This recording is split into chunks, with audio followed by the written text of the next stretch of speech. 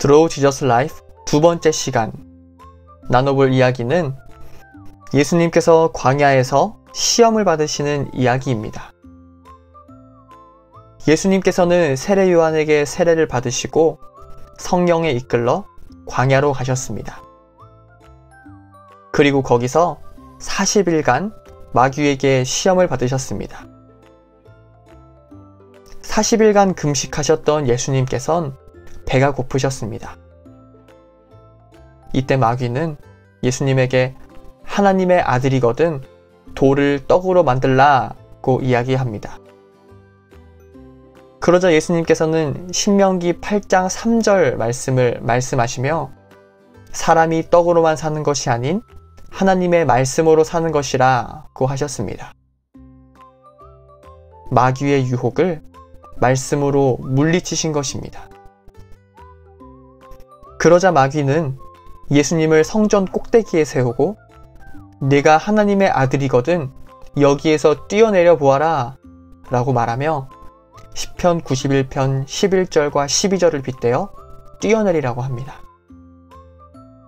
그러자 예수님께서는 신명기 6장 16절을 말씀하시며 하나님을 시험하지 말라고 말씀하십니다. 끝으로 마귀는 예수님을 매우 높은 산으로 끌고 가 자신에게 절을 하면 세상의 모든 영광을 주겠다고 말합니다. 이때 예수님께서는 신명기 6장 13절 말씀으로 마귀의 시험을 다시 한번 물리치십니다. 그러자 마귀는 떠나가고 천사들이 와서 예수님을 수종듭니다. 예수님께서는 마귀의 시험을 말씀으로 물리치셨습니다.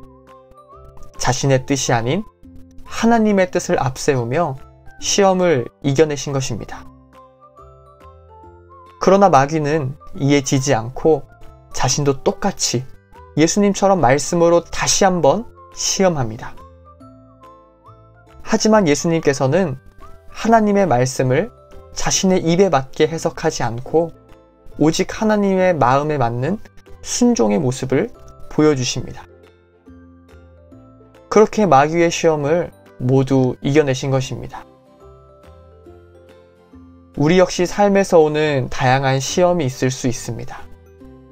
그럴 때마다 먼저 하나님의 말씀을 우선시하여 선택하고 살아가야 합니다. 그것이 마귀가 주는 시험을 이기는 방법이기 때문입니다. 또한 하나님을 내 입맛에 맞추는 시험이 찾아올 때가 있습니다. 내가 편한 대로 신앙생활하고 싶은 시험 말입니다. 그럴 땐 예수님께서 보이신 모습처럼 내 욕심을 더욱 내려놓고 하나님의 마음에 합한 선택을 해야 합니다. 그것이 신앙의 시험을 완벽히 이겨내는 방법입니다. 하나님의 말씀으로 무장하고 더욱이 하나님의 마음을 품고 살아가는 사람이라면 어떤 불시험도 강건히 이겨낼 수 있습니다. 하나님의 말씀으로 가득 차 하나님의 영광을 드러내는 삶을 살아가는 여러분이 되길 기도합니다.